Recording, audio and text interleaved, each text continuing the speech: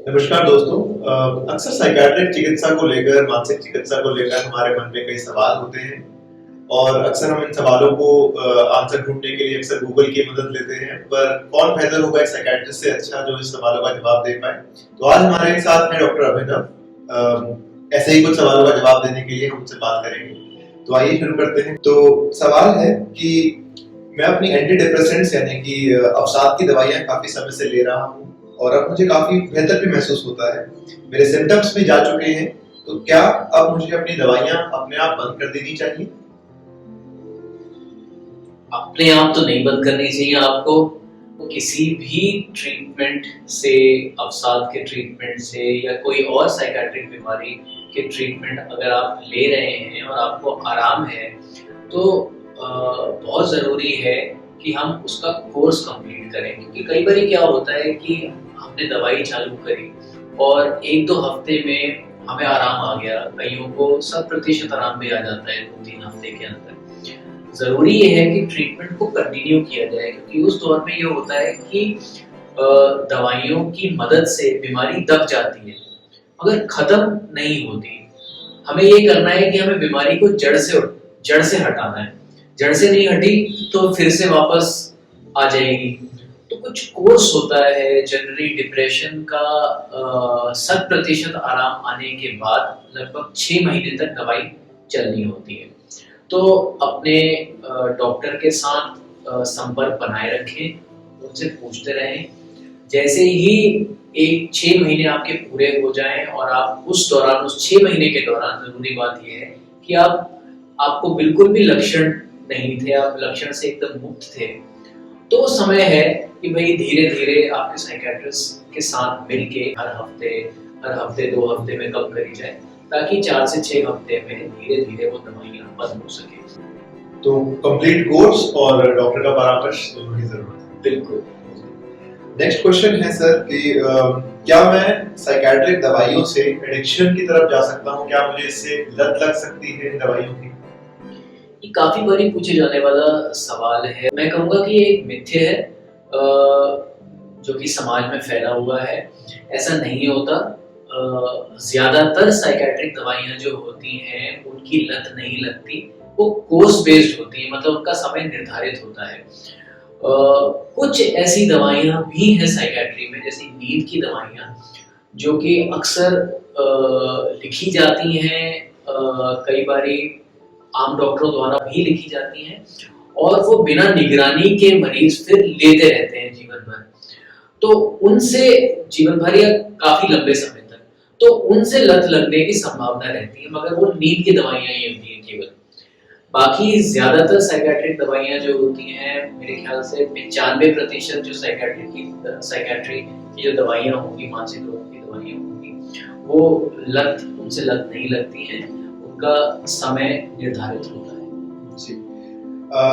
अगला सवाल है कि क्या साइकियाट्रिक दवाइयाँ लेने से मुझे काफी समय नींद आती रहेगी, ज्यादातर समय नींद आती रहेगी? इसका जवाब है कि ऐसा नहीं होता। ये अर्ध सत्य है कि जो सारी साइकियाट्रिक दवाइयाँ जो होती हैं उनसे नींद ही आती है, ये नींद की दवाइयाँ हैं। कुछ ऐसी दवाइयाँ होती हैं साइकियाट्री में जिनसे काफी नींद आती है, मगर काफी दवाइयाँ ऐसी भी होती हैं, चाहे वो एंटी डिप्रेसेंट, एंटी साइकोटिक या मूड स्टेबलाइजर क्लास की दवाइयाँ हों, जिनसे नींद नहीं आती, जो कि आप दोपहर में भी ले सकते हैं और इनको लेने के बाद आप पूरे तरह से काम कर सकते हैं। इनको लेके आपको नशा नहीं होगा, इनको लेके आप ड्राउजी नहीं फील करेंगे, आप गाड़ी भी ड्राइव कर सकते हैं। अगला सवाल है कि मैंने सुना है कि दवाइयों के साइड इफेक्ट भी होते हैं। क्या ये साइड इफेक्ट परमानेंट होते हैं, यानी कि हमेशा रहेंगे? तो इस बात के लिए मेरे पास एक तर्क है कि साइड इफेक्ट्स जो हैं वो एक प्रोबेबिलिटी है कि शायद आपको साइड इफेक्ट हो जाए, मगर इन दवाइयों से जो रिस्पॉन्स जो है, ठीक है, वो सुनिश्चित है कि वो डेफिनेट है कि वो होगा ही होगा। तो इसी बात को दूसरी तरह से भी समझें। साइड इफेक्ट तो एक छोटी सी दवाई जैसे क्रोसिन है, उसका भी होता है, मगर क्या बुखार में आप क्रोसिन लेना बंद कर देते हैं? ऐसा तो नहीं होता। तो बेनिफिट्स आउटवे द रिस्क। और दूसरी बात ये भी है कि सारे साइड इफेक्ट्स हर बारी सभी को हो जाए और दवाई लेते ही हो जाए, ये कोई जरूरी नहीं है।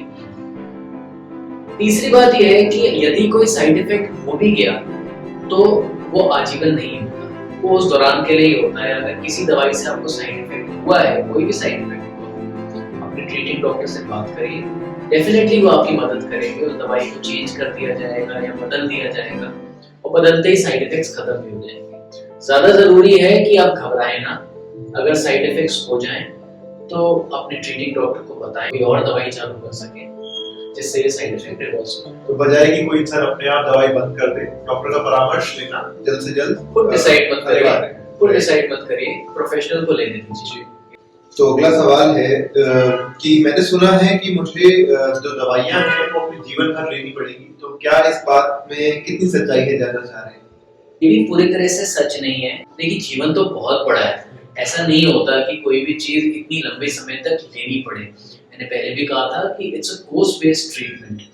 तो ज्यादा जरूरी ये है इसमें ये भी समझना कि आप ये इंटरवेंशन जो है, यानी ट्रीटमेंट को अगर आप इंटरवेंशन माने तो ये आपके जीवन में कब आता है, यानी बीमारी कितनी पुरानी हो चुकी है। अगर हफ्ता 10 दिन 1 महीने की बीमारी है तो उसका कोर्स निर्धारित हो सकता है, जल्दी असर आ जाएगा तो हम कोर्स बता पाएंगे कि भाई कितने दिन तक चल जाएगा, और दवाइयां बंद भी हो जाती हैं। बीमारी सालों साल पुरानी है कि भाई 4-5 साल से चल रही है, पहले कभी इलाज नहीं कराया, बीमारी क्रॉनिक हो गई है, तो अक्सर उसको कोई भी पुरानी चीज का इलाज करने में, उसको ठीक करने में समय लगता है, दवाइयां भी बढ़ जाती हैं, कोर्स भी निर्धारित कर पाना मुश्किल होता है, और ट्रीटमेंट में भी दिक्कतें आती हैं। तो ये बहुत ज्यादा मायने रखता है कि आपका इलाज जो है, बीमारी का इलाज, वो कब चालू हुआ है, कितने समय में चालू हुआ है, और बीमारी की तीव्रता, लंबाई ही नहीं बल्कि तीव्रता कितनी है, ये निर्धारित करता है कि आपकी दवाइयां कितनी लंबी चलेंगी। मगर ये भी कहना चाहूंगा साथ साथ कि बहुत सारे लोगों में हम दवाइयों को बंद भी कर पाते हैं, बंद भी कर सकते हैं। काफी सारे फैक्टर्स होते हैं जिसके बिल्कुल, में कोई एक चीज नहीं होता जो कि निर्धारित करता है, कई कारण होते हैं। बीमारी की लंबाई, बीमारी की तीव्रता कितनी है। अगला सवाल है कि अगर मेरा बच्चा छोटा है और मैं बच्चे को दूध पिला रही हूँ, तो क्या मैं साइकियाट्रिक दवाइयाँ ले सकती हूँ, और अगर यदि मैं दवाइयाँ ले रही हूँ तो क्या इसके कोई नेगेटिव प्रभाव मेरे बच्चे पर पड़ सकते हैं। जी, काफी ऐसी दवाइयाँ हैं राधा जो कि माँ के दूध में सिक्रीट नहीं होती, तो इसके बारे में पहले ही आप अपने डॉक्टर से बात कर लें। यदि प्रेगनेंसी प्लान कर रहे हैं या प्रेगनेंसी के बाद बच्चे को दूध पिला रहे हैं, तो ऐसी दवाइयों पे आपको शिफ्ट किया जा सकता है जिससे आपकी बीमारी भी आगे ना बढ़े और बच्चे पे भी बुरा असर ना पड़े। तो कुछ ऐसी सेफ दवाइयाँ भी हैं। बिल्कुल, सेफ दवाइयाँ हैं जिनका हम उपयोग कर सकते हैं। आप अपने डॉक्टर से बात करके, उससे पूछ के उस पे शिफ्ट हो सकते हैं। अगला सवाल है कि क्या साइकियाट्रिक दवाइयाँ जो है वो छोटे बच्चों को भी दी जा सकती हैं। कई बारी बच्चों में कुछ ऐसी बीमारियां होती हैं जिसमें हमें दवाइयों का इस्तेमाल करना अनिवार्य हो जाता है, अगर ऐसे बोलें तो। जैसे चाइल्डहुड ओसीडी हो गया, चाइल्डहुड साइकोसिस, ADHD, चाइल्डहुड डिप्रेशन भी आजकल देखने में आ रहा है बहुत ज़्यादा। तो इनमें ट्रीट करना, दवाइयों से ट्रीट करना ज़रूरी हो जाता है, क्योंकि वैसे बीमारियां ठीक नहीं होंगी और लंबी खिंच जाएंगी। तो ऐसी दवाइयां हैं जो कि बच्चों को दी जा सकती हैं और बच्चों में पूरी तरह से सेफ है। ज़रूरी ये होता है बच्चों में, क्योंकि वो सेंसिटिव होते हैं, छोटे होते हैं, नाजुक होते हैं, कि दवाइयों की डोज थोड़ी कम से चालू करी जाए, फिर धीरे धीरे उनको बढ़ाया जाए, हल्की मात्रा में। बिल्कुल। और शुरुआत से ही दवाई चालू करने के पहले ही कुछ बेसलाइन इन्वेस्टिगेशंस करवा ली जाए ताकि हमें पता चल जाए, और उसके बाद फिर दवाइयाँ चालू होनी चाहिए। अगला सवाल है कि अगर मुझे कोई मानसिक रोग है तो क्या दवाइयाँ ही मेरा एकमात्र समाधान है या एकमात्र रास्ता है। देखिए, मानसिक बीमारी का जो इलाज जो होता है वो कई प्रकार से हो सकता है। केवल दवाइयां ही एक विकल्प नहीं है। इसके अलावा साइकोथेरेपी यानी काउंसलिंग जिसको भी हम कहते हैं आम भाषा में, या फिर उसके अलावा कुछ बायोलॉजिकल थेरेपीज हैं, उनका भी हम उपयोग कर सकते हैं मानसिक बीमारियों के इलाज में। अगर आपकी माइल्ड बीमारी है, अगर कम हल्की बीमारी है, तो शुरुआत में साइकोथेरेपी भी असरदार होती है। अगर सीवियर बीमारी है या मॉडरेट टू सीवियर बीमारी है, तो केवल साइकोथेरेपी जो है वो अपने आप में कामयाब नहीं हो पाएगी, कम पड़ जाएगी। तो हमें दवाइयाँ देनी पड़ती हैं, दवाइयों से इलाज करना पड़ता है, जिससे मरीज ठीक भी हो जाते हैं। कई बारी दवाइयों से भी पूरी तरह से असर नहीं आ पाता, बीमारी क्रॉनिक हो जाती है, लंबी खिंच जाती है, पूरी तरह से ठीक नहीं हो रही होती। तो उनमें हमें बायोलॉजिकल थेरेपीज का इस्तेमाल करना पड़ता है। बायोलॉजिकल थेरेपी जैसे आजकल जो बहुत मशहूर हो रही है वो है रिपीटेटिव ट्रांसक्रेनियल मैग्नेटिक स्टिमुलेशन और आरटीएमएस।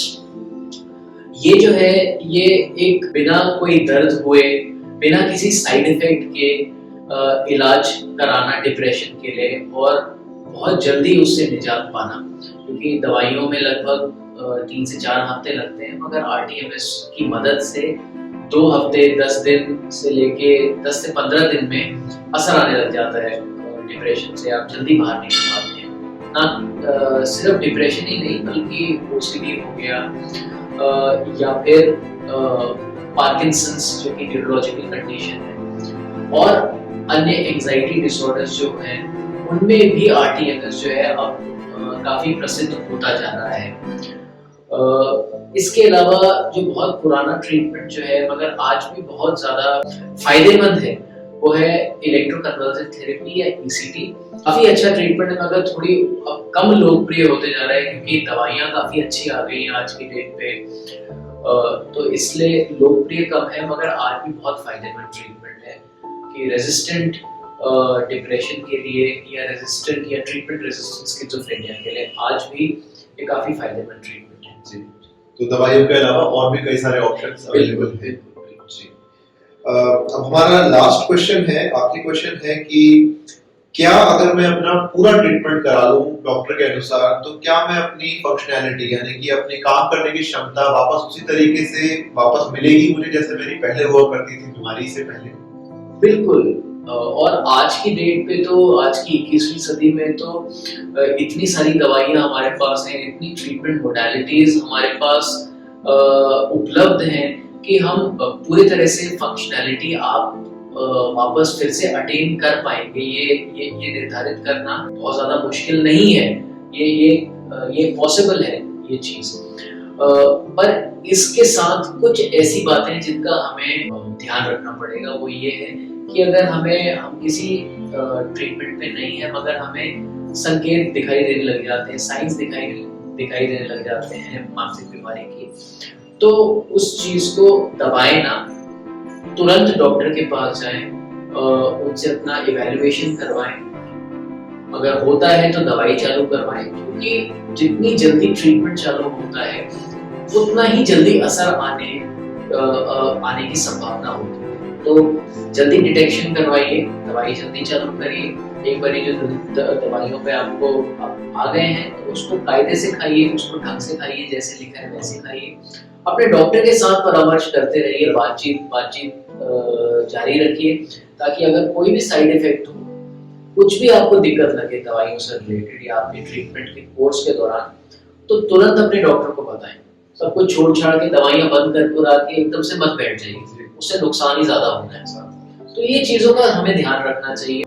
तो कुल जगह बात हम ये समझ सकते हैं कि मानसिक रोगों का इलाज संभव है यदि परामर्श वक्त रहते हो जाए और कोर्स को इंसान जैसे डॉक्टर ने बताया है डॉक्टर की सलाह से चले और लंबे समय तक अपना ट्रीटमेंट कराए जब तक डॉक्टर कहते हैं तब तक। जी, धन्यवाद doctor Abhinav for this question answer session. और यदि आपके भी कोई क्वेश्चंस हैं, ऐसे ही कुछ सवाल आप भी पूछना चाहते हैं, तो आप हमें कमेंट सेक्शन में लिख सकते हैं। हम कोशिश करेंगे कि डॉक्टर अभिनव से आपके सवालों का भी जवाब आप तक पहुंचा सकें।